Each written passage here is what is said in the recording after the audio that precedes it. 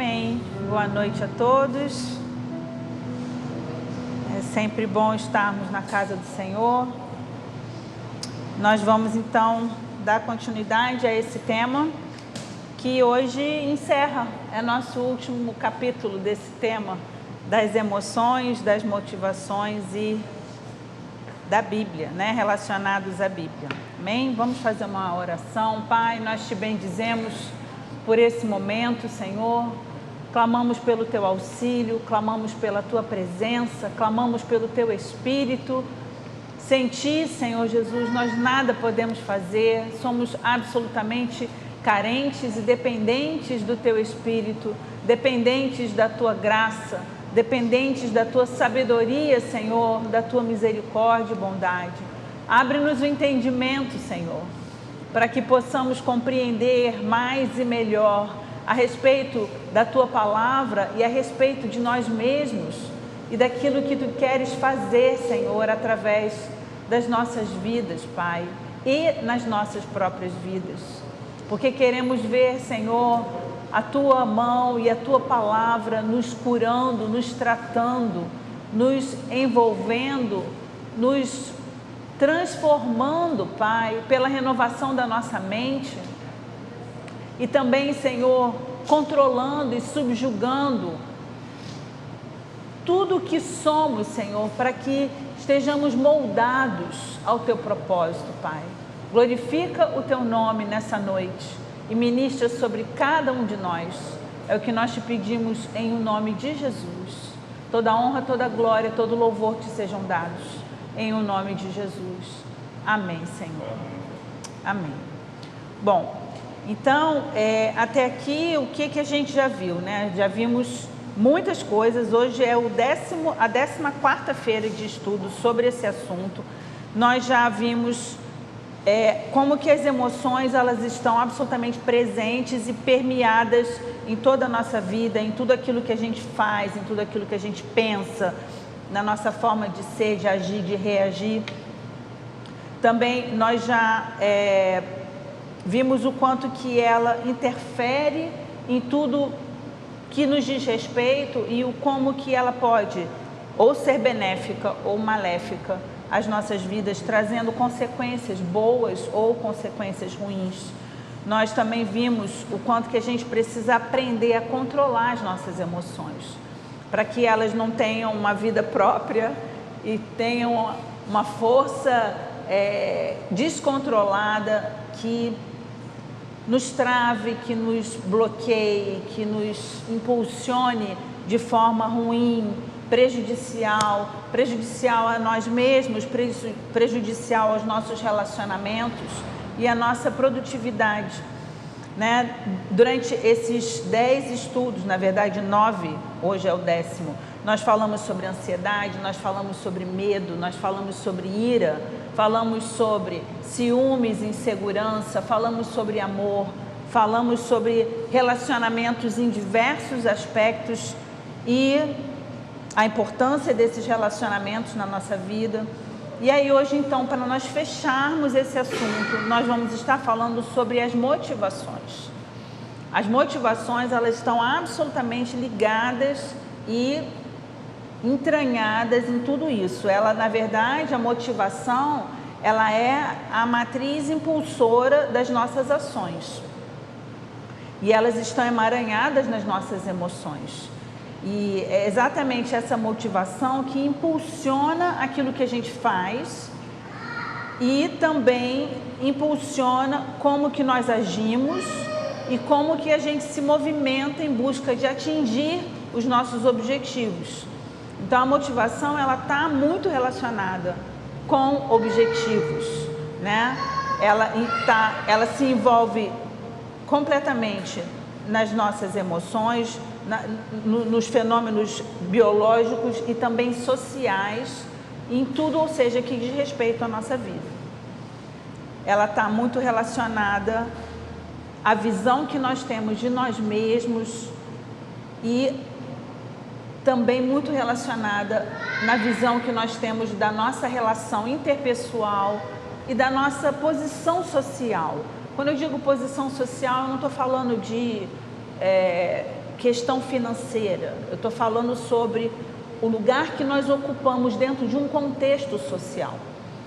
E as motivações, elas estão muito relacionadas a isso, até porque elas sofrem influência de caráter cultural, né? Então, acaba sendo também mais essa questão social. E ela é responsável, na verdade, por iniciar, por direcionar e por manter o nosso comportamento relacionados com o cumprimento dos nossos objetivos. Eu acho importante a gente pensar no que diz respeito a toda essa questão de objetivos, que a motivação, ela muitas vezes ela tem uma raiz inconsciente, ou seja, é exatamente por isso que muitas vezes a gente não consegue discernir qual é a essência da nossa motivação.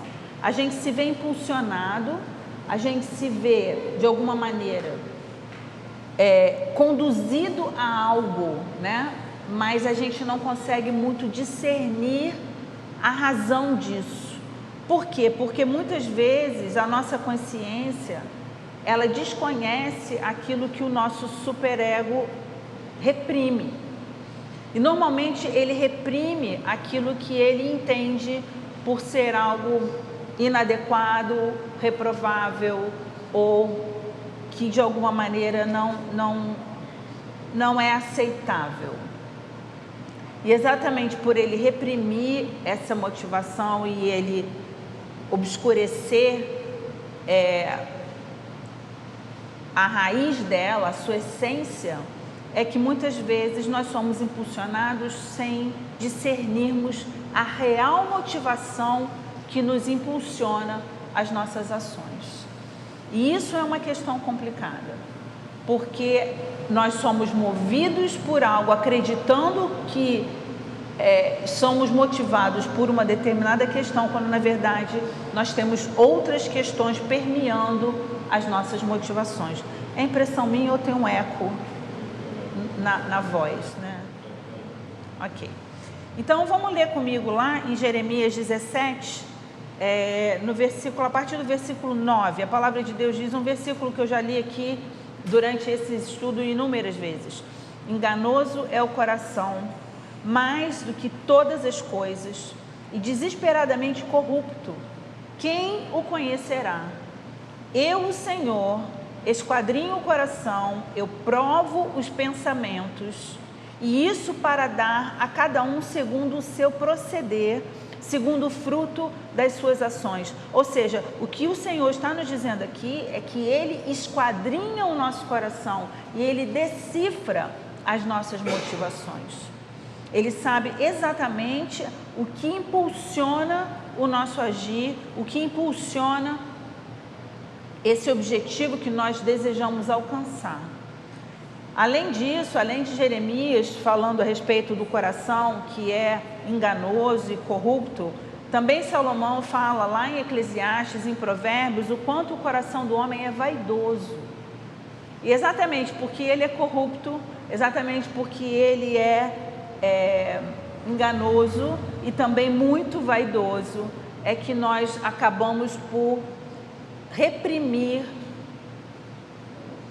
a verdadeira essência de muitas das nossas motivações. E eu quero que a gente tenha um olhar bastante atento para não nos permitirmos sermos tão facilmente enganados. É sempre importante que a gente questione a nós mesmos o que vai por trás das nossas motivações. São elas realmente boas ou nós temos algum objetivo escuso ou até mesmo reprovável, né, que encobre o que de fato nós estamos ambicionando e sendo movidos a fazer. A gente percebe claramente que boas ações podem ter motivações ruins, assim como às vezes atitudes meio atrapalhadas, meio confusas, que não dão muito certo, podem ser startadas por motivações boas. Então, na verdade, se a gente olhar apenas para o que aparece, a gente pode ser facilmente enganado. A gente pode tomar por bom aquilo que é ruim e a gente pode tomar por ruim aquilo que era bom. Então, isso nos leva a pensar com mais sensibilidade e com mais discernimento a respeito disso. Pode passar desapercebido pelos homens esse equívoco, né, de interpretação do que é bom e do que é ruim, mas jamais vai passar desapercebido do Senhor, exatamente pelo fato de Deus ser aquele que sonda a nossa mente e sonda o nosso coração. Ele prescruta o nosso íntimo e Ele sabe exatamente o que está por trás de tudo aquilo que a gente pensa, ambiciona e intenta fazer, ok? Então, em função de tudo isso, vamos nos lembrar de algumas advertências que o próprio Senhor Jesus nos trouxe e também alguns outros textos bíblicos nos traz para a gente perceber essas nuances quanto à questão motivacional. Tá? Lá em Mateus capítulo 6, no verso 1, a palavra do Senhor nos diz assim: guardai-vos de exercer a vossa justiça diante dos homens, com o fim de serdes vistos por eles. Doutra sorte, não tereis galardão junto do vosso Pai Celestial. Então, o objetivo de exercer a justiça não é o amor pela justiça. O que Jesus está dizendo aqui é que aqueles que exercem a justiça com o fim de serem vistos pelos homens, na verdade, estão motivados por uma vaidade, e não por uma retidão, e não por algo que é reto, algo que é bom. Da mesma maneira, em contrapartida, a gente vê lá em Atos dos Apóstolos, capítulo 10, no verso 4, o oposto dessa situação, né? A Bíblia se referindo ali a Cornélio, e a palavra do Senhor nos diz assim: Cornélio, este fixando nele os olhos e possuído de temor, perguntou: que é, Senhor? E o anjo lhe disse: as tuas orações e as tuas esmolas subiram para a memória diante de Deus. Ou seja, as atitudes de Cornélio, as orações dele e as esmolas que ele dava subiam como memorial diante de Deus, como algo agradável, como algo perfumado diante do Senhor. Dessa maneira você percebe que a motivação de Cornélio era diferente dessa motivação anterior que Jesus descreve, que é com o fim de ser visto pelos homens. Ele não tinha essa intenção. A sua intenção era estabelecer justiça, igualdade, bondade e retidão. Então, nuances fundamentais de motivações que aparentemente têm o mesmo fim, mas que são de origem absolutamente diferente, né? Mateus 6,3, a palavra do Senhor diz assim: tu, porém, ao dares a esmola, ignora a tua mão esquerda o que faz a tua mão direita. Ou seja, o que a palavra de Deus está dizendo é que não faça esse alarde todo, que você possa ser generoso, que você possa ser bondoso, que você possa ser justo de uma forma discreta, né? Sem que haja um alarde, sem que todos possam estar vendo, quão bondoso eu estou sendo, né, nesse ato de dar, ok? Lá em Mateus 6,5, a palavra diz assim: e quando orardes, não sereis como os hipócritas, porque gostam de orar em pé nas sinagogas e nos cantos das praças, para serem vistos dos homens. De novo, né, o propósito de ser exaltado perante os homens, um propósito vaidoso, uma motivação ruim diante de uma atitude boa, que é de orar. Em verdade vos digo que eles já receberam a recompensa. Então, de que vale essa oração tão exibida, tão, né, exibicionista, vamos dizer assim, para alcançar que objetivo? Se nós pararmos para pensar, qual é o objetivo da oração? É colocarmos algo diante de Deus. Então, antes de mais nada, é entrarmos na presença de Deus. Como entraremos na presença de Deus com um coração vaidoso? Quem subirá ao monte do Senhor? o que tem mãos limpas e coração puro. Esse é aquele que vai entrar na presença do Senhor. Obviamente que a gente sabe que essas mãos limpas e esse coração puro, ele só existe a partir do lavar regenerador do sangue de Jesus. Não é algo que brota da minha justiça pessoal, mas ainda que eu já tenha sido lavada no sangue de Cristo, eu posso ainda trazer motivações ruins, vaidosas, arrogantes, altivas, por conta do meu próprio coração, que é enganoso, que é corrupto e vaidoso. Então, com relação à questão da oração, também em contrapartida, a palavra do Senhor nos diz em Mateus 6,6: Tu, porém, quando orares, entra no teu quarto, fechada a porta, orarás ao teu Pai que está em secreto.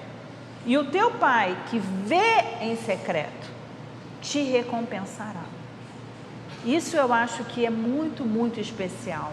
Porque quando a gente pensa que eu vou entrar em um ambiente secreto, onde só eu e Deus estaremos presentes, onde só eu e Ele saberemos o que está acontecendo ali, nesse lugar secreto, em que nenhum outro olhar me vê, esse é o lugar em que Deus nos vê, no secreto, e no secreto Ele vai nos responder. Só que a resposta de Deus, ela é visível aos olhos de todos, porque os frutos vão surgir diante dos olhos de todos, mas a intenção e a motivação, ela é singela, ela é pura, ela é desprovida do interesse e da vaidade de ser vista, de ser exaltado pelos outros, pelos homens, né? Lá em Filipenses 2, 3 e 4, a palavra do Senhor nos diz assim: nada façais por partidarismo ou vanglória, mas por humildade. Eu quero parar um pouquinho aqui. Fazer algo por partidarismo, ou seja, é eu considerar apenas parte de alguma coisa. Aquilo que é partidário é algo que está separado, que é dividido. A palavra de Deus nos chama à unidade e ela não nos chama às partes. Quando nós olhamos uma parte, nós deixamos de olhar todo o resto. E a palavra de Deus nos diz: nada façais por partidarismo. É importante que a gente entenda que o partidarismo, ele está relacionado à vanglória e ele não está relacionado à humildade. Por quê? Porque o olhar manso e o olhar humilde é aquele que não vê apenas uma parte, é aquele que vê o todo. Por isso o texto continua dizendo: considerando cada um os outros superiores a si mesmo. Ou seja, eu saio do centro, eu saio de um olhar particular e eu passo a ter o todo no centro das minhas atenções. Eu saio de algo pequeno, que é apenas parcial, e eu passo a ter um olhar para algo que é global. E o texto continua: não tenha cada um em vista o que é propriamente seu, senão também cada qual o que é dos outros. Isso também é algo fundamental. Porque quando eu olho algo que é apenas meu e que diz respeito a mim, aos meus valores, aos meus interesses, né, ou aquilo que eu entendo por importante, e eu deixo de olhar tudo aquilo que foge desse contexto pequeno, na verdade eu estou perdendo a visão do reino. Eu estou de novo me concentrando em algo que é particular, que é parcial, que é menor. E o que o Senhor nos chama a fazer é termos uma visão de reino. E a visão do reino precisa estar na nossa mente, considerando também o que é dos outros, considerando que o outro é mais importante do que eu, não num sentido de sentimento de inferioridade ou de incapacidade, mas num sentido de valor. Valorizar o outro a esse ponto e considerá-lo na minha forma de enxergar todas essas coisas.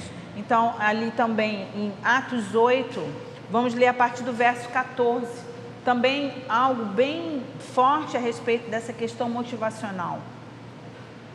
A partir do verso 14, Atos 8, nos diz: ouvindo os apóstolos que estavam em Jerusalém, que Samaria recebera a palavra de Deus, enviaram-lhe Pedro e João, os quais, descendo para lá, oraram por eles, para que recebessem o Espírito Santo. Ou seja, os apóstolos estavam preocupados com aqueles novos discípulos, para que eles não ficassem apenas com parte daquilo que Jesus disponibilizou para eles. Eles se importaram que eles tivessem o todo, aquilo que eles mesmos já haviam recebido, que foi a porção do Espírito Santo de Deus, o batismo e o revestimento com o Espírito Santo de Deus. Então eles foram lá com esse propósito, porquanto não havia ainda descido sobre nenhum deles, mas somente haviam sido batizados em o nome do Senhor Jesus. Então lhes impunham as mãos e recebiam estes o Espírito Santo. Vendo, porém, Simão que pelo fato de imporem os apóstolos as mãos era concedido o Espírito Santo, ofereceu-lhes dinheiro, propondo: concedei-me também a mim este poder, para que aquele sobre quem eu impuser as mãos receba o Espírito Santo. Qual era a motivação de Simão? Será que a motivação de Simão era a mesma motivação dos apóstolos? É evidente que não era. É evidente que Simão estava fascinado com o poder, e o fascínio dele era uma visão pessoal, particular e não coletiva daquelas pessoas, de quem se importava com aquelas pessoas. E aí Pedro segue o texto. Pedro, porém, lhe respondeu: o teu dinheiro seja contigo para a perdição, pois julgaste adquirir por meio dele o dom de Deus. Não tens parte nem sorte neste ministério, porque o ministério que Deus dá e entrega aos seus filhos não tem como objetivo o nosso favorecimento pessoal, nem a nossa autopromoção e nem uma autorrealização. Na verdade, ele tem como objetivo o estabelecimento do reino e a edificação das vidas no reino de Deus.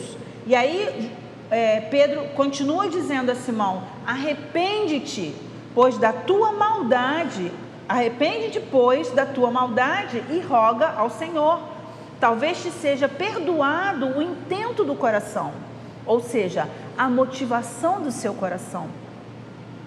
Pois vejo que estás em fel de amargura e laços de iniquidade. Eu quero de novo dar uma pausa aqui. É importante a gente perceber que toda a raiz de amargura e toda a iniquidade que possa de alguma forma ser acolhida, preservada dentro do nosso coração, ela certamente interferirá nas nossas motivações. E elas vão distorcer as motivações, de motivações boas a motivações ruins. Então é importante que a gente esteja, como a palavra de Deus nos diz, sobre tudo que se deve guardar, guarda o teu coração, porque dele procedem as fontes de vida. O nosso coração não pode ter acolhimento a raízes de amargura, porque elas vão distorcer as nossas motivações. E aí então, respondendo, porém, Simão lhe disse para Pedro: rogai vós por mim ao Senhor, para que nada do que disseste sobrevenha sobre mim. De novo, a motivação de Simão não era boa. Ele não se importou de fazer uma correção no coração dele. Ele apenas queria se livrar de uma maldição apregoada por Pedro contra a vida dele. Que na verdade não era uma maldição, era uma predição. Era um anúncio de algo que iria acontecer em virtude, em consequência das próprias disposições do coração de Simão. E aí você percebe aqui que o que ele fez foi a expressão de medo e não de arrependimento. De novo, o coração dele não estava motivado da maneira correta. Lá em Romanos 16, a partir do verso 17, a palavra de Deus diz: rogo-vos, irmãos, que noteis bem aqueles que provocam divisões e escândalos em desacordo com a doutrina que aprendestes. Afastai-vos deles. Percebe que o apóstolo Paulo está falando de um povo que está no meio do povo de Deus? Ele não está falando do povo que está fora, ele está falando do povo que está no meio. E ele diz: nota aqueles que provocam divisões e escândalos e que não caminham em acordo, ou seja, eles estão em desacordo com a doutrina da palavra de Deus. Eles estão em desacordo com o Espírito de Deus. Afastai-vos deles, porque esses tais não servem a Cristo, nosso Senhor, e sim a seu próprio ventre. Eles não estão motivados em suas ações para servirem ao Senhor. Eles estão motivados em atender aos seus próprios anseios. Motivações egoístas, motivações pessoais, motivações partidárias. Exatamente tudo isso que a gente está vendo que a palavra do Senhor condena. E com suaves palavras e lisonjas enganam o coração dos incautos. Isso ainda é mais perigoso. Porque a gente percebe que toda essa artimanha, né, de uma motivação ruim que se enfronha no meio do povo, de alguma maneira, ela nem sempre é percebida. Ela nem sempre é discernida. Por quê? Porque ela vem acompanhada de palavras suaves, de palavras cheias de lisonjas, que engana os corações incautos, engana os corações distraídos, os corações negligentes. Os corações negligentes são aqueles que não buscam se enraizar na verdade, que não buscam se enraizar na palavra de Deus, que não buscam ser legítimos e verdadeiros, mas que se deixam levar pela aparência ou pelo cheiro daquilo que parece ser bom, mas que não necessariamente é bom. Como é importante a gente estar atento a isso. Filipenses 1,15, a palavra de Deus diz: alguns efetivamente proclamam a Cristo por inveja e porfia, outros, porém, o fazem de boa vontade. Proclamar a Cristo por inveja e por porfia é a palavra de Deus que diz, não sou eu. Então, a partir do pressuposto que a palavra de Deus é absolutamente verdadeira, isso acontece. Isso acontece. Outros, porém, o fazem de boa vontade. Então, lá em 2 Coríntios 12,15 diz: eu, o apóstolo Paulo dizendo, de boa vontade, não por porfia, não por inveja, mas de boa vontade, me gastarei e me deixarei gastar em prol da vossa alma. Então, o objetivo e a motivação do apóstolo Paulo não é a divisão, não é a confusão, não é a inveja. O objetivo, a motivação do coração do apóstolo Paulo é o benefício da alma daqueles a quem ele servia. Visão de reino, visão de corpo de Cristo e não de interesses pessoais e partidários. Atos 5, a partir do verso 3, a palavra de Deus nos diz: então disse Pedro: Ananias, por que encheu Satanás o teu coração? Para que mentisses ao Espírito Santo, reservando parte do valor do campo, conservando-o, porventura não seria teu? E vendido, não estaria em teu poder? Como, pois, assentaste no teu coração este desígnio, esta motivação, esta intenção? Não mentiste a homens, mas a Deus. Qual a motivação de Ananias e Safira de dizerem que estavam entregando todo o valor daquele campo que eles venderam, quando na verdade eles tinham retido parte desse valor? O campo era deles, ninguém pediu que eles dessem nada, eles deram porque queriam dar, mas na verdade a intenção de dar não era uma intenção genuinamente boa, era uma intenção de não ficar diferente dos demais, porque as pessoas que estavam fazendo isso voluntariamente, por amor à igreja. Mas eles, na intenção de parecerem tão bons quanto, eles quiseram fazer isso, mas eles extraíram uma parte desse recurso, ou seja, a motivação deles não era genuína, a motivação deles não era pura o suficiente, era mentirosa, era enganadora, era hipócrita.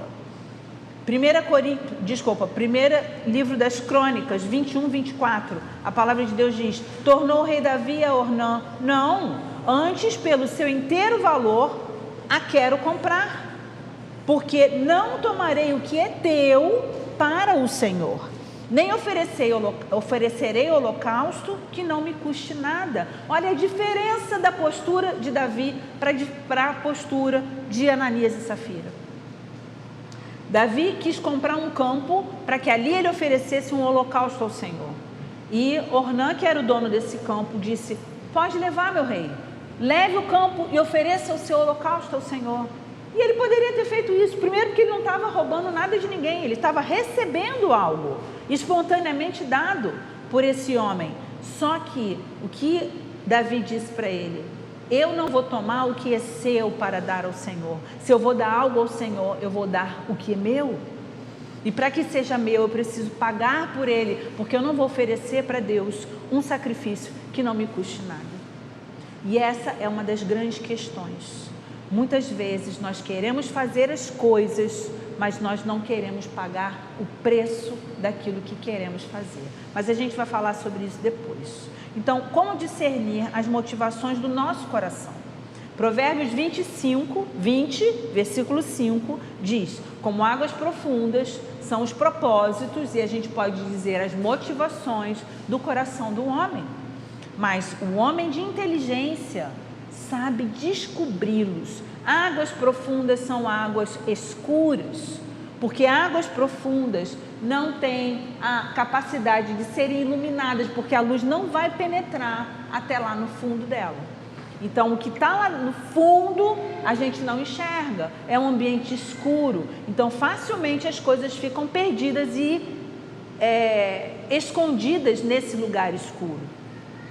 Mas o homem de inteligência sabe descobri-los, sabe descobrir esses propósitos, sabe descobrir essas motivações. Que inteligência é essa? É alguém que tem um QI muito alto? É essa inteligência que nos capacita a discernir a nossa motivação? Não, é a sabedoria que vem da parte de Deus. É aquela sabedoria que a Bíblia diz que quem precisa pode pedir ao Senhor, que Ele a dá liberalmente.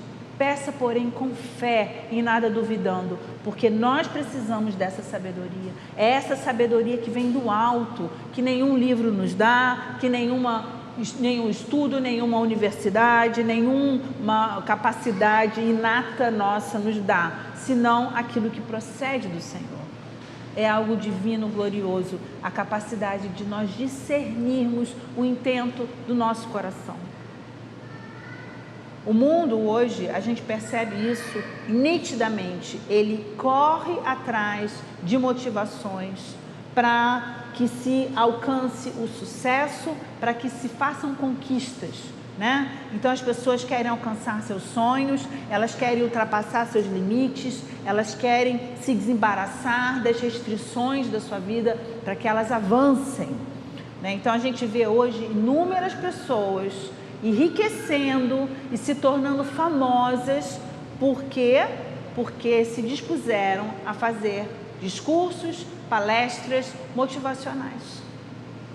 Quantas pessoas hoje estão enchendo o bolso com discursos e palestras motivacionais? E qual é o problema dessa linha de atuação?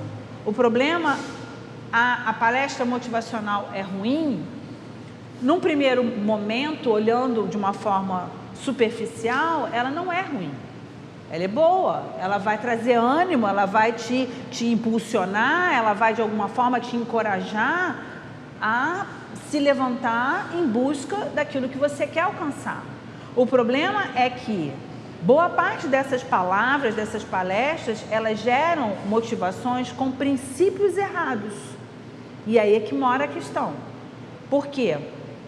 Esses princípios errados levam as pessoas a alvos efêmeros, a crenças mentirosas, fundamentadas em um pensamento absolutamente mágico. Eu já vi pessoas que ao final, e você também já deve ter visto isso, de uma palestra dessas, motivacional, por exemplo, que as pessoas se levantam da cadeira e elas começam a gritar, todas juntas, às vezes, essa única palavra, yes,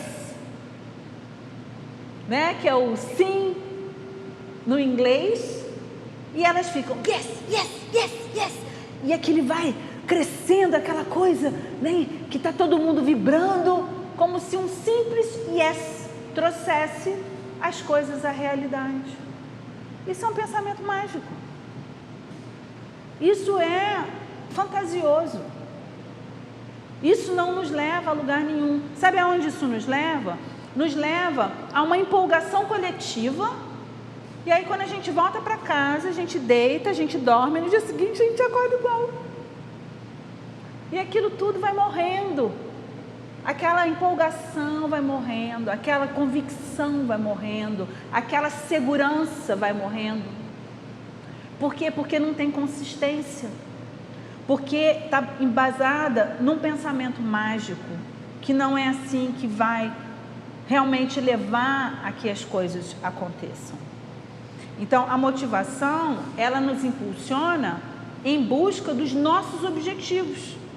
A questão é que nós temos a motivação, nós temos os objetivos, mas nós simplesmente ignoramos os meios pelos quais nós vamos alcançar os objetivos, e a gente também ignora o custo para se chegar aonde a gente quer chegar.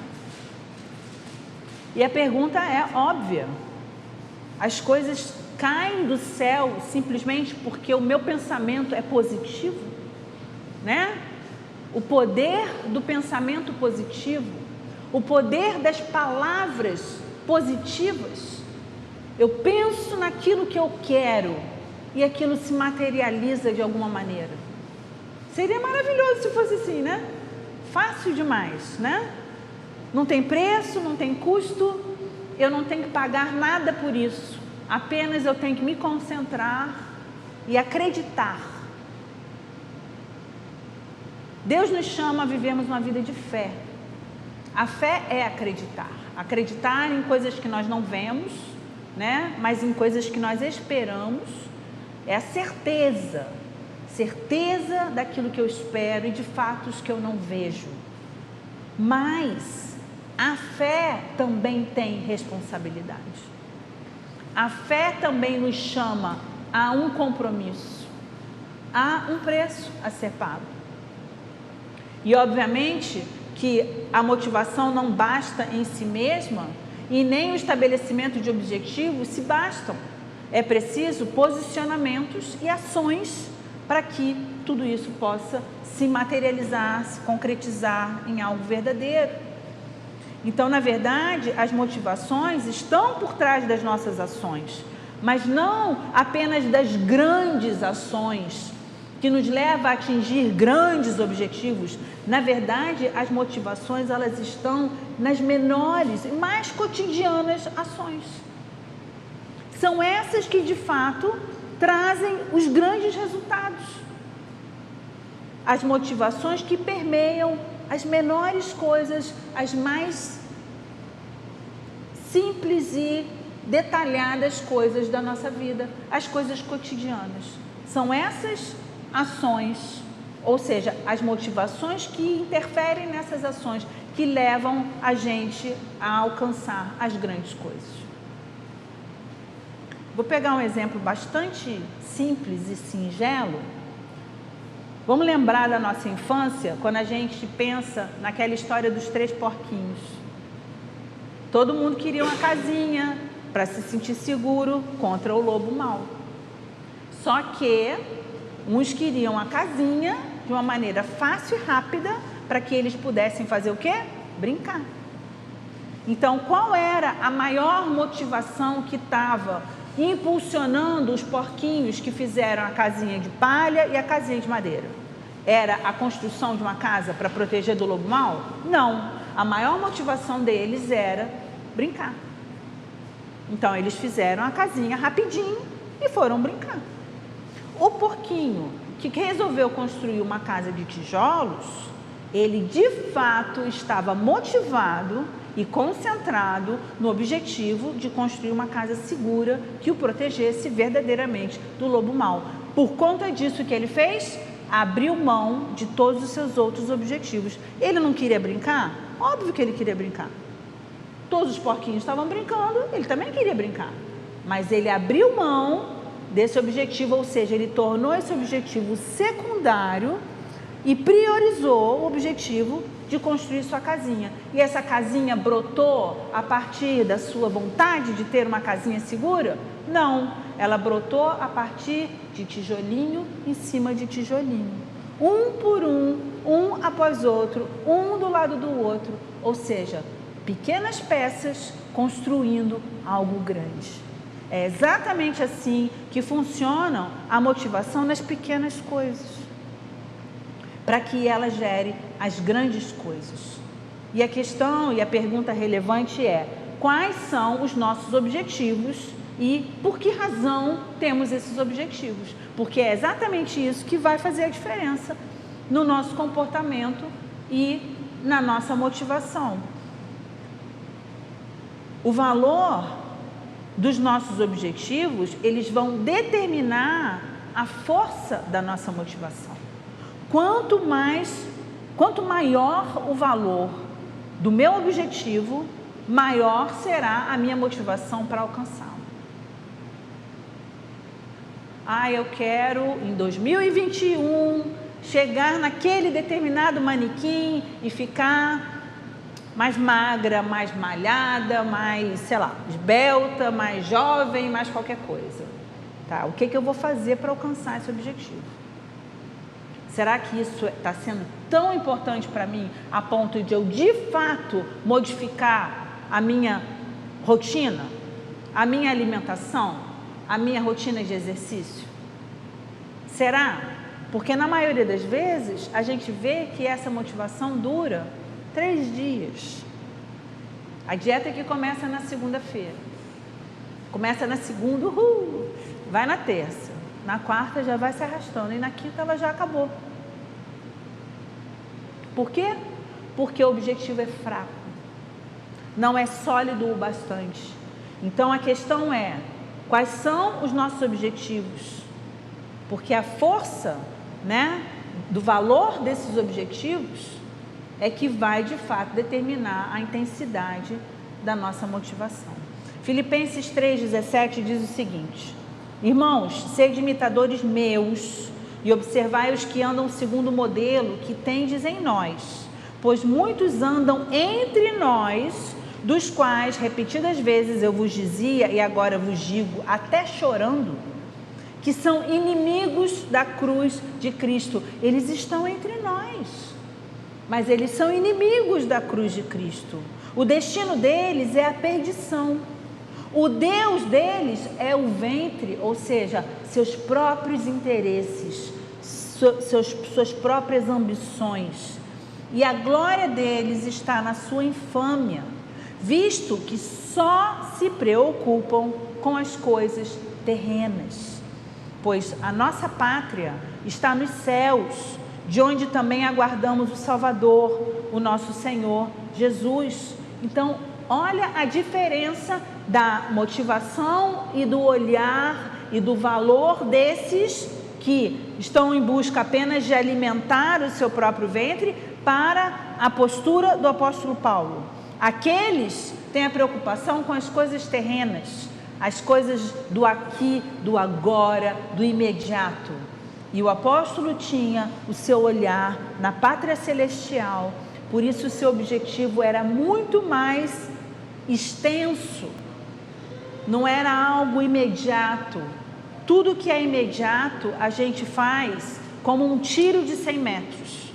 Você dá todo o teu gás ali. Um tiro de 100 metros, você vai dar todo o teu gás. Agora, se você for numa maratona de 40 quilômetros, você não vai poder dar todo o teu gás logo na largada. Você vai ter que administrar a tua resistência. Você vai ter que administrar a velocidade das tuas passadas, para que lá na frente você não caia morto. você consiga chegar até o final. E se a gente está falando da pátria celestial, a gente está falando de alguma coisa que a gente não sabe quando vai acontecer. Então a minha resistência, ela tem que ser administrada. Então eu preciso estar cuidando de cada detalhe, de todo o funcionamento desse corpo, dessa estrutura que é não apenas minha, mas de todos nós, corpo de Cristo, igreja do Senhor. Ok? Então é fundamental a gente entender qual é a motivação, para onde estamos olhando. Os nossos olhos estão direcionados para quê? Né? Eles estão direcionados para as coisas terrenas ou para as coisas celestiais? Para as coisas transitórias ou para as coisas que são eternas? Eles estão olhando para aquilo que é carnal ou para aquilo que é espiritual? Eles estão nas coisas humanas ou eles estão nas divinas? Quando a gente fala de coisas humanas, nós estamos falando da visão do homem.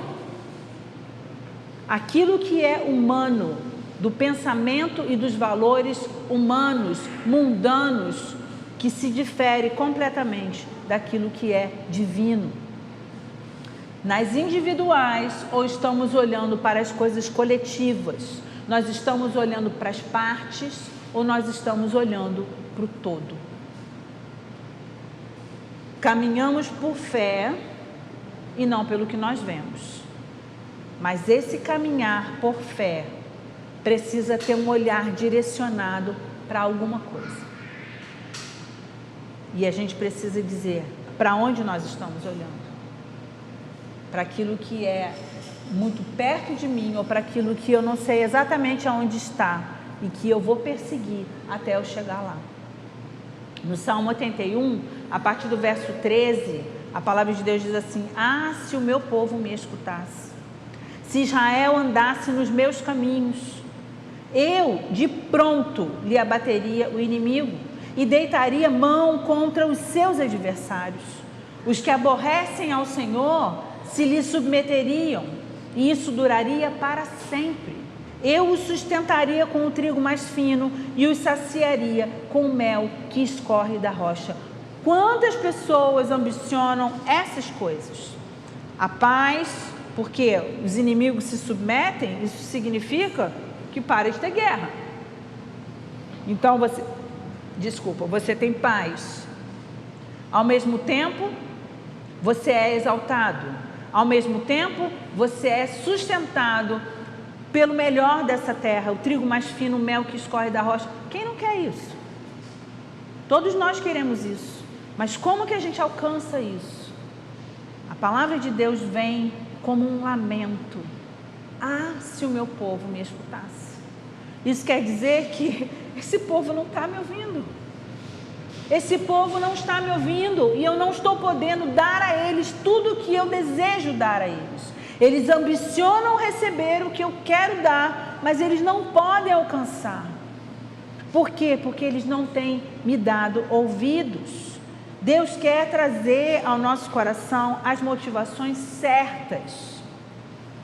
A motivação certa está em ouvir e obedecer à voz do Senhor. A voz do seu comando. Por quê? Porque em Deus reside todas as coisas preciosas. Em Deus reside a perfeição. Em Deus reside a plenitude da nossa alma. Em Deus reside o contentamento legítimo. Se eu ambiciono alcançar essas coisas, se eu ambiciono alcançar tudo que de alguma maneira eu acredito que vai me trazer essas coisas, então eu preciso buscar as coisas que realmente me complementam nesse aspecto. Porque a visão equivocada nos leva em busca de coisas equivocadas. Eu vou me sentir muito realizada no dia em que eu comprar a minha casa própria. Eu vou me sentir muito feliz no dia em que eu encontrar o homem da minha vida e eu me casar com ele. Eu vou me sentir plenamente realizada no dia em que eu tiver reconhecimento profissional. No dia em que eu puder usufruir das coisas boas desse mundo. Quando eu puder viajar e conhecer o mundo. Quando eu puder comprar um bom carro. Quando eu conquistar bons amigos. Quantas coisas a gente coloca na nossa frente como resposta à saciedade do anseio do nosso coração, quando na verdade o que vem satisfazer ao anseio do nosso coração é aquele que nos deu a vida, o autor da nossa vida. Ele traz a plenitude. Há um versículo em Eclesiastes que diz assim: o usufruir do fruto do trabalho é dom de Deus. Eu posso trabalhar, e eu posso conquistar muitas coisas e acumular muitos bens, mas isso não implica na capacidade de usufruir de tudo isso que eu conquistei. O usufruir de toda essa conquista é dom de Deus. É o que diz a palavra do Senhor. Então nós vamos esbarrar com inúmeras pessoas que alcançaram todas essas coisas e continuam se sentindo vazios, continuam se sentindo frustrados, continuam se sentindo desmotivados com a vida. Deus quer trazer as motivações certas ao nosso coração. Ele é o autor da vida e nele reside a vida abundante. Nele reside a vida de contentamento, de prazer.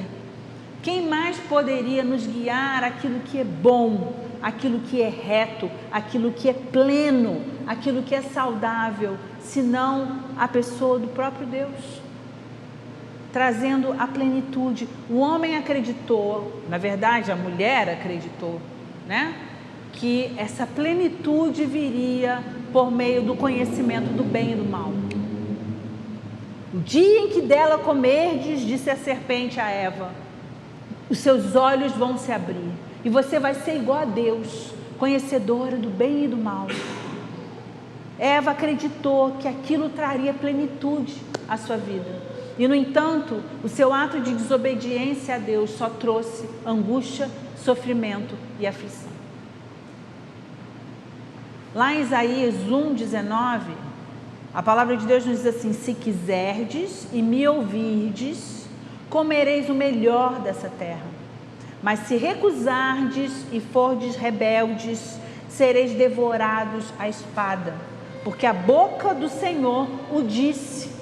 E não entenda isso como uma palavra de maldição de Deus, mas entenda isso como o anúncio de alguém que é presciente, que é onisciente. Deus está advertindo para aquilo que vai acontecer. É o mesmo que você dizer a uma criança: não ponha o seu dedinho na tomada, porque se você puser o seu dedinho na tomada, você vai tomar um choque. E aí você diz: você está me amaldiçoando? Não, eu estou te advertindo, porque eu sei que é isso que vai acontecer. Então, aqui o Senhor nos adverte: se quiserdes e me ouvirdes, comereis o melhor desta terra, mas se recusardes e fordes rebeldes, sereis devorados à espada. Então, há uma escolha a ser feita em cada minuto das nossas vidas. E essa escolha, e por trás dessa escolha, existe uma motivação. Se quiserdes e me ouvirdes, ou se recusardes e fordes rebeldes. Nós temos sempre essa escolha a fazer em cada minuto da nossa vida. A nossa primeira e fundamental motivação deve ser ouvir e obedecer ao Senhor. Porque é por meio dessa atenção e dessa disposição de obediência que nós vamos usufruir de tudo que de fato a gente anseia alcançar. Essa deve ser a motivação que vai interferir e permear todas as demais motivações que vão ser manifestas a partir das minhas ações.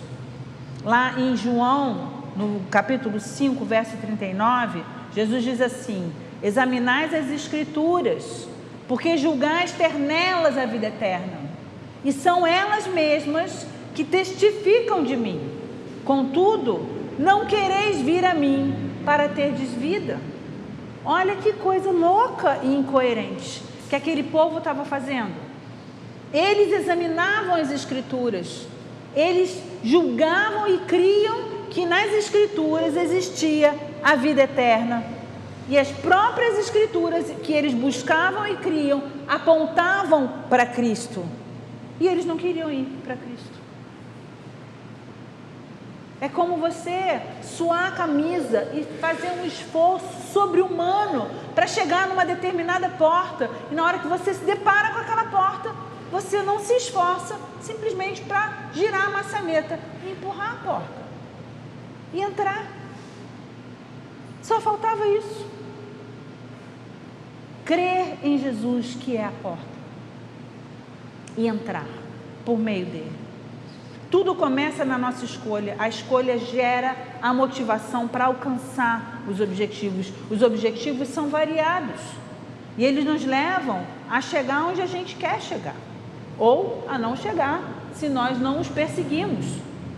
E os objetivos são parte daquilo que vai nos movimentar a chegar aonde a gente quer chegar. E a palavra de Deus diz: pedi, buscai e batei. Pedir, buscar e bater. O Senhor responde àquele que pede. Ele responde àquele que clama, àquele que abre a sua boca, àquele que fala com ele. Ele entrega àquele que busca.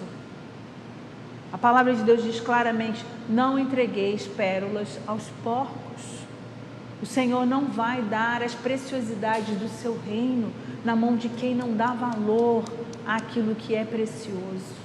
O sacrifício de Jesus na cruz foi de um valor extremo. E se nós não valorizarmos esse sacrifício na nossa própria vida, se nós abrirmos mão desse sangue que nos cobre, que nos lava e nos purifica de todo o pecado, porque nós escolhemos permanecer no pecado. Não, mas eu não estou escolhendo o pecado. Sim, a sua mente consciente te faz acreditar que você não está escolhendo deliberadamente o pecado. Ao contrário, ela te faz acreditar que você não apenas creu, como recebeu esse sangue sobre a sua vida num lavar regenerador. Mas na hora em que você se envolve novamente em atos que a Bíblia declara como ações pecaminosas, você está escolhendo deliberadamente se apartar desta justiça e caminhar novamente debaixo de opressão, dando novamente lugar à opressão maligna. É uma escolha que depende da sua motivação, dos valores que pautam as suas escolhas e do preço que você se dispõe a pagar por aquilo que você ambiciona.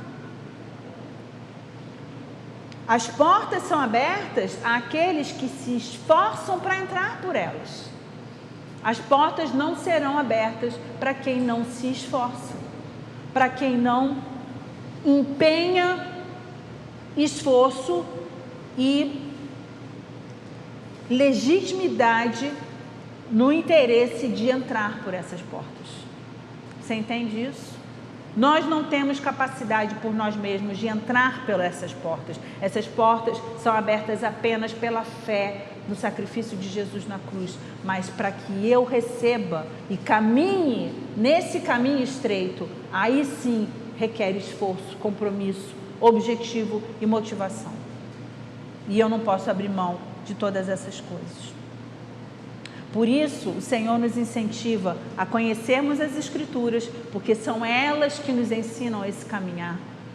Ele nos ensina e nos estimula a buscarmos a sua presença em oração, buscarmos o seu propósito para as nossas vidas, buscarmos o Espírito Santo, que é aquele que nos capacita a darmos conta de preservarmos em pureza as nossas motivações e as nossas ações. E Ele nos incentiva a buscarmos os melhores dons. Por que eu preciso buscar os melhores dons? Porque eu preciso ser capacitado. Deus nos disponibilizou muitas coisas. É como dizer para você: você está sendo convocado para uma guerra. Venha e faça parte desse exército. E aí você vai, obedece a esse chamado e você se lança numa batalha de peito aberto, sem treinamento, sem armadura, sem armas, sem condicionamento físico, emocional, psíquico para enfrentar uma guerra. O Senhor Jesus nos disponibilizou todas essas coisas para nós travarmos essa guerra. E nós precisamos, então, buscar essas coisas com empenho. Sabe por que com empenho? Porque o empenho caracteriza o valor que a gente dá para tudo isso. O empenho revela a verdadeira motivação do nosso coração. E é importante que a gente esteja com a motivação correta no meio de tudo isso. Obviamente que a motivação correta não é efêmera, não é egoísta, não é partidária, não é mesquinha, não é pessoal. Nós já falamos sobre tudo isso aqui. Então, os objetivos, eles são alcançados quando movidos por uma motivação consistente, por uma motivação consciente, alimentada por aquilo que nós damos mais valor na nossa vida. Apenas dessa maneira a nossa motivação será consistente, quando ela for nutrida por aquilo que nos é de maior valor. O reino de Deus é como um homem que, achando um tesouro dentro de um campo, vende tudo que tem e compra o terreno, para que, uma vez comprado o terreno, ele tenha posse daquele tesouro. Ele deu tudo o que ele tinha. Ele deu tudo o que ele tinha em prol desse objetivo. Por quê? Porque ele identificou o real valor daquele tesouro. É dessa maneira que funciona. A melhor de todas as escolhas e motivações é andarmos até o fim debaixo do governo de Deus. É estarmos motivados, vigilantes, atentos, pagando o preço de não nos desviarmos do governo de Deus para as nossas vidas. Ah, se o meu povo me escutasse. Pensa numa voz de alguém que lamenta que não possa derramar tudo o que ele tem disposto. Por quê? Porque não está sendo ouvido. Ah, se o meu povo me escutasse. E eu queria que você viesse então comigo para nós encerrarmos aqui no Salmo 101. Esse salmo foi a nossa leitura de hoje, do cronograma de leitura bíblica. Aliás, o dia 31 é amanhã, 31 de dezembro, último dia do ano. E eu queria te convidar a tomar posse do próximo plano de leitura que já está disponível aqui na igreja. E eu vou então pedir a Ingrid que, por favor, lance isso de alguma maneira, né, nas redes sociais, para que quem não estiver vindo à igreja possa ter acesso a esse plano de leitura que começa dia 1º de janeiro, porque aquele plano que nós estávamos cumprindo acaba amanhã, ok? Nós já temos um novo plano de leitura e não deixe de se envolver com essa preciosidade, essa oportunidade riquíssima de nós lermos a palavra de Deus diariamente. Amém? Então vamos lá ler hoje de novo, porque a maioria talvez já tenha lido, se está seguindo o plano de leitura, o Salmo 101, um salmo belíssimo. E a palavra de Deus nos diz: cantarei a bondade e a justiça, a ti, Senhor, cantarei. Atentarei sabiamente ao caminho da perfeição. Ó, quando virás ter comigo? Olha o anseio do salmista em busca de se encontrar com o Senhor. Portas adentro em minha casa, terei coração sincero. Não porei coisas injustas diante dos meus olhos. Aborreço o proceder dos que se desviam. Nada disso se me pegará. Longe de mim o coração perverso. Não quero conhecer o mal. Ao que as ocultas calunia o próximo, a esse destruirei. O que tem olhar altivo e coração soberbo, não o suportarei. Os meus olhos procurarão os fiéis da terra, para que habitem comigo. O que anda em reto caminho, esse me servirá. Não há de ficar em minha casa o que usa de fraude. O que profere mentiras não permanecerá ante os meus olhos. Manhã após manhã destruirei todos os ímpios da terra, para limpar a cidade do Senhor dos que praticam a iniquidade. É claro que o salmista aqui, ele está num tempo ainda de guerra, né? De destruição, de batalha pessoal.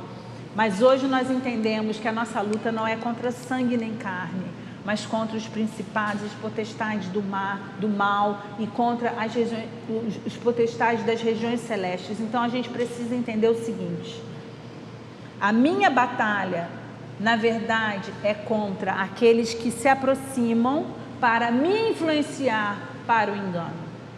Ou seja, aqueles que de alguma forma vêm trazendo as más influências que vão se aliar à corrupção do meu próprio coração. Então eu preciso preservar-me dessa contaminação e desse estímulo de deixar que o meu coração, que é corrupto, vaidoso, se misture com essa motivação ruim. Por isso essa vigilância, por isso tanta vigilância. Longe de mim o coração perverso. Eu não quero conhecer o mal. Eu não quero me aproximar daquele que calunia o próximo. Eu não quero estar perto do olhar altivo, daquele que tem olhar altivo, daquele que tem coração soberbo. Eu não quero suportar isso. Lembra da carta à igreja quando diz: tenho porém contra ti que toleras esta Jezabel? Suporta esse que de alguma forma é altivo, é soberbo. Os meus olhos vão procurar quem então? Os fiéis da terra, aqueles que pensam conforme o mover do Espírito Santo de Deus. Esses eu quero perto de mim, esses eu quero que habitem comigo, esses eu quero que estejam ao meu redor, os que andam em reto caminho. Não vai ficar na minha casa o que usa de fraude, o que profere mentira. Esse não vai permanecer diante dos meus olhos. É de maneira tão intensa a minha motivação de me apartar do mal, que eu vigio também aquilo que me cerca. Eu me coloco no centro do aprisco, para que esteja longe de mim todas essas emboscadas, todas essas ciladas, todos esses laços, todos esses embaraços. E eu quero que a gente se lembre da palavra do apóstolo Paulo, que diz assim: desembaraçando de todo peso, de todo o pecado que tenazmente vos assedia, corramos para o alvo que nos está proposto. O autor e o consumador da nossa fé, Jesus Cristo. Nós precisamos nos desembaraçar de todo esse peso e de todas esses amarras, esses embaraços que de muitas maneiras tentam frear as minhas boas motivações e me enredam em motivações de morte, motivações que não me levarão a boas coisas. Amém? Então, que nós possamos ter esse coração do salmista. Se eu não me engano, tenho quase certeza absoluta que esse salmo é de Davi. Você vai conferir isso na Bíblia. Salmo de Davi, vê se eu estou certa. Olha só, esse aqui é o nosso novo plano de leitura. Começamos aqui em janeiro, aí depois fevereiro, aí a gente vem para março, abril, maio, junho, julho, agosto, setembro, outubro, novembro, dezembro de 2021. Não negligencie essa proposta. Nós precisamos conhecer as Escrituras, porque dela procede a vida. Errais porque não conheceis as Escrituras e nem o poder de Deus. Nós precisamos conhecer as Escrituras e precisamos desfrutar do poder de Deus nas nossas vidas. Amém? O poder de Deus que vai nos mover numa motivação correta, boa e genuína, que vai nos conduzir a um fim proveitoso. Em nome de Jesus. Feche os seus olhos. Com isso nós encerramos todo esse tema que estudamos durante essas 10 semanas a respeito das nossas emoções, de tudo que envolve a nossa vida relacionado àquilo que a palavra de Deus diz a respeito de tudo isso.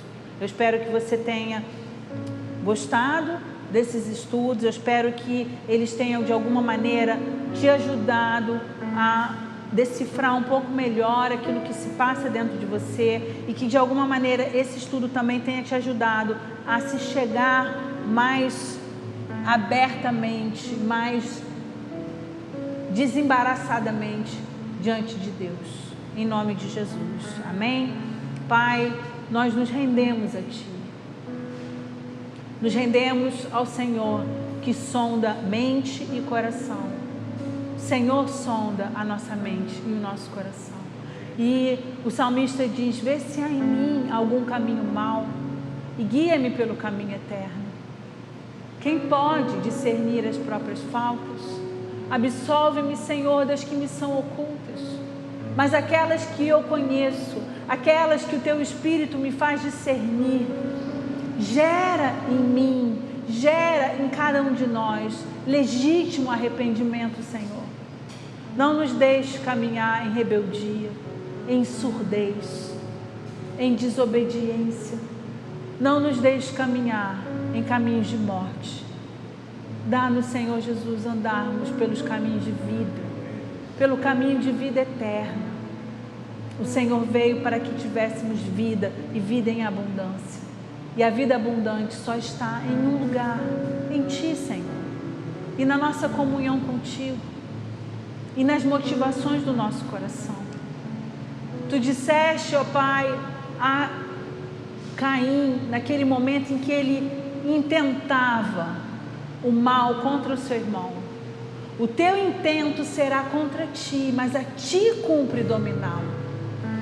O intento, a motivação ruim do nosso coração certamente se voltará contra nós mesmos. Então, Senhor, ajuda-nos a dominar esse impulso e a de fato trabalharmos em prol de construirmos boas motivações, bons intentos, bons propósitos que nos levem de fato a uma vida abundante e a eternidade contigo, Senhor. Eis-nos aqui, Pai.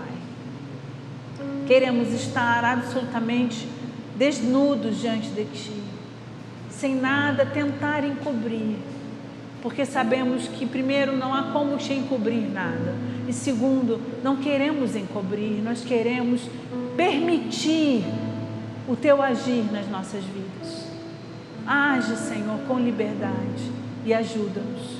É o que nós Te pedimos, Pai, para vencermos e prevalecermos contra o nosso próprio coração enganoso, contra as nossas próprias motivações vaidosas, arrogantes, altivas, partidárias, egoístas, egocêntricas. Não, Senhor, queremos olhar para fora, queremos olhar para Ti, queremos olhar para o Teu corpo, para o Teu reino, para o Teu povo, para os Teus propósitos. Queremos olhar, Senhor, para tudo aquilo que Tu tens proposto para as nossas vidas e nos empenharmos em alcançarmos todas essas coisas. Ajuda-nos, ó Pai. Cria em nós as motivações certas e ajuda-nos. É o que nós Te pedimos e Te glorificamos por todas as coisas, pela Tua bondade, pela Tua disposição generosa e incomparável de nos favorecer. Obrigada, Senhor, em o nome de Jesus.